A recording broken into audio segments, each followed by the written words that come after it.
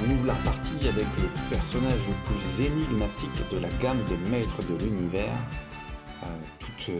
toutes séries confondues. Là-dessus, c'est sans aucun doute Zodak, le renfort cosmique, ou je sais pas trop comment traduire ça, le Cosmic Enforcer. Voilà.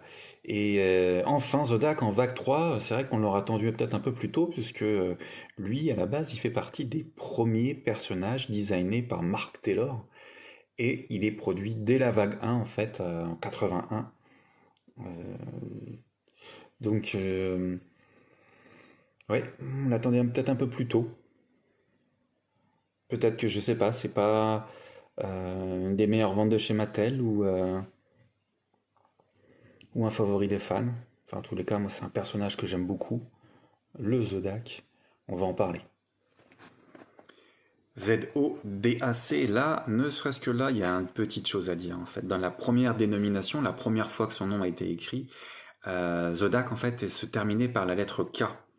Du coup, il y a eu différents amalgames, et on ne sait pas trop...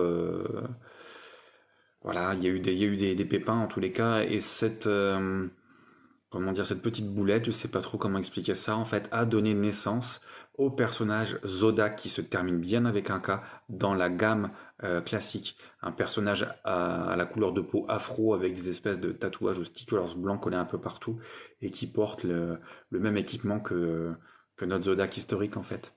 Voilà. Sinon, globalement, ouais, enfin, c'est marketing quoi. On crée un personnage sur une lettre, tout simplement. Pourquoi pas? Le cardback art nous place vraiment Zodak dans une position neutre. En fait, il est là, il observe le combat qui a lieu entre les forces du bien et les forces du mal. Derrière lui se trouve en fait, et là c'est bien, mais pourquoi ils n'ont pas été jusqu'au bout de cette idée? Voilà, on sait que dans le dessin animé, et c'est justement dans le dessin animé que le personnage de Zodak prend de l'ampleur et qui devient intéressant même. Zodak dans le dessin animé donc se déplace avec un fauteuil, voilà, qui n'a pas tout à fait ce design-là, même pas la couleur. Celui-ci est celui du Château des Ombres. Voilà, on le reconnaît, même si le Château des Ombres en Origins n'est pas encore tout à fait sorti. Il est prévu dans la vague 3, mais il est sorti après les 4 premiers personnages. Comme si on pouvait placer donc le fauteuil du Château des Ombres sur ce disque, afin de promener Zodak comme dans le dessin animé. Voilà. Il est sur un promontoire au-dessus des nuages, et au loin, on aperçoit, devant une lune, le fameux Thailand Fighter sur le Point Died. Voilà. Et tout au fond, là, je ne sais pas trop ce que c'est. C'est une autre lune, je crois, derrière. Un ciel étoilé, tout ça, quoi. Non, une belle illustration qui rend vraiment hommage au personnage. Voilà. Zodak vient avec un gun, une fois encore, un pistolet laser. Et puis, il est pourvu de toutes les articulations possibles.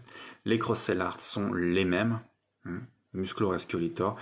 C'est vrai qu'on aurait pu éventuellement présenter Battle Armor Skeletor et Battle Armor He-Man pour ces cross-cell art là. Ils sont sortis juste après le Château des Ombres, si ma mémoire est juste. Voilà. On va regarder un petit peu le personnage de plus près. Ah ben voilà, pour le coup, je l'ai mis dans le Château des Ombres. Il mérite largement cette place. Alors, il y a quand même un truc qui gêne avec ce personnage. Alors là, on se dit, tiens, le mien, il va plutôt bien, mais j'ai triché une fois encore. J'ai une astuce à vous montrer. C'est que le personnage, là, j'en ai qu'un. Je peux pas vous faire de différence. Mais si vous vous souvenez bien, ou si vous regardez votre version du Zodak, il a le cou, même encore en lumière, je le trouve, le cou un petit peu rentré, la tête un peu rentrée dans le cou, en fait. Voilà. Alors moi, j'ai atténué cet effet de façon très simple. Voilà, du coup, ça se retire très facilement. C'est que j'ai placé un petit peu de gomme blanche à l'intérieur. On ne peut pas en mettre beaucoup plus, parce qu'après, la tête, elle ne tient pas. Alors, il y aurait une façon de faire un peu plus drastique. Ça serait de remplir, enfin de mettre une gomme, un pâte à modeler plutôt ici, dans le trou et remonter. Remplir avec du silicone, par exemple. Retirer les parties qui ne sont pas sèches et puis voilà, bien caler, mais bon, j'ai pas trop envie de modifier de manière irréversible ça tient, j'en suis content, mais c'est vrai qu'une fois ou deux, moi je les entrepose dans un carton, une fois ou deux j'ai retrouvé la tête démontée, mais ça passe. Les couleurs sont magnifiques. Alors, c'est vrai qu'ici, moi, je me souviens, j'avais eu des problèmes de peinture. J'avais dû gratter un petit peu. Je sais plus trop où. Mais j'étais pas satisfait du paint job des équipes de Mattel. Ah, on a le body de Beastman, évidemment.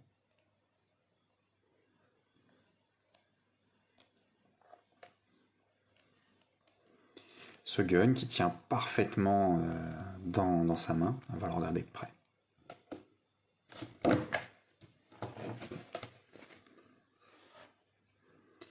Je me souviens de ce gun. Moi, j'avais pas eu Zodak quand j'étais petit.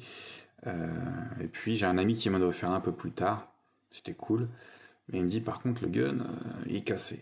Et c'est vrai que c'était un plastique assez cassant. C'était un Zodak Made in France, il me semble. Et du coup, voilà. Mais il était cassé, mais il tenait bien dans la main.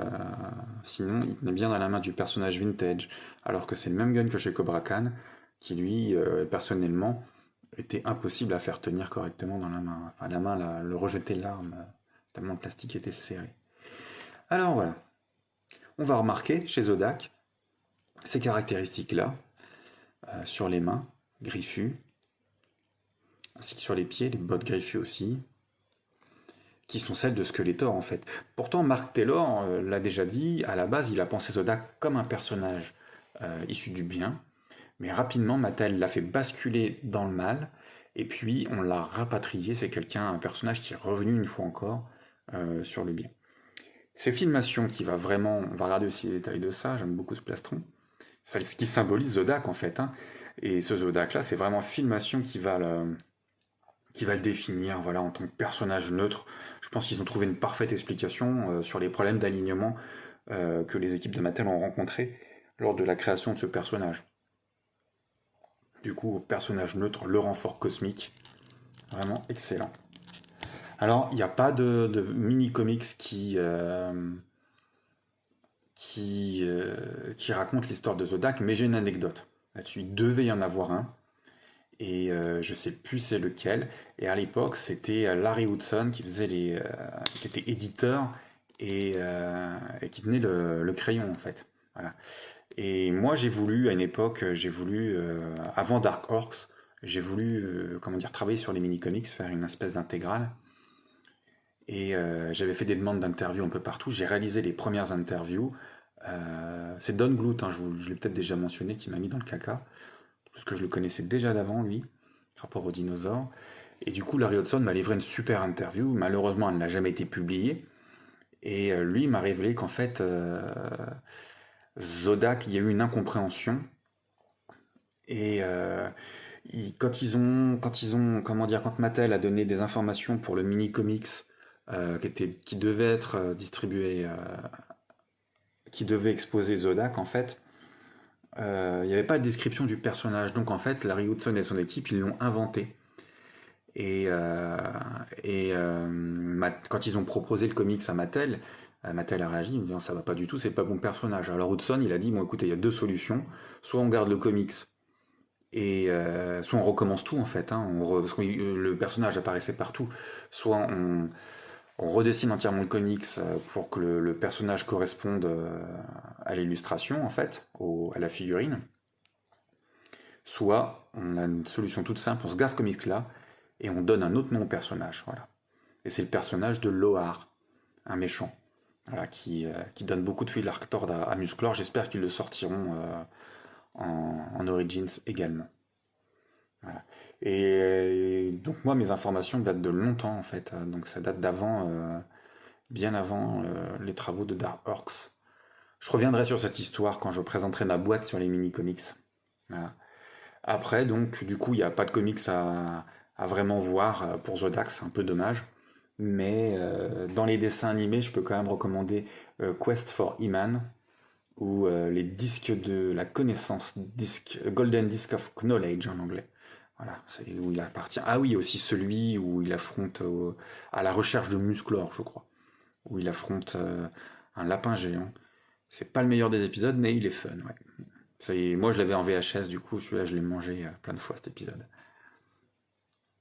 Ok, merci d'avoir suivi cette vidéo. J'espère que les détails de cette figurine et de ce personnage vous ont plu. Dites-le moi dans les commentaires, c'est important pour moi. Et merci à tous ceux qui me laissent des commentaires et des messages en privé. Et puis on va terminer avec la quatrième et dernière figurine de cette série 3, en série régulière, avec Merman, Océane.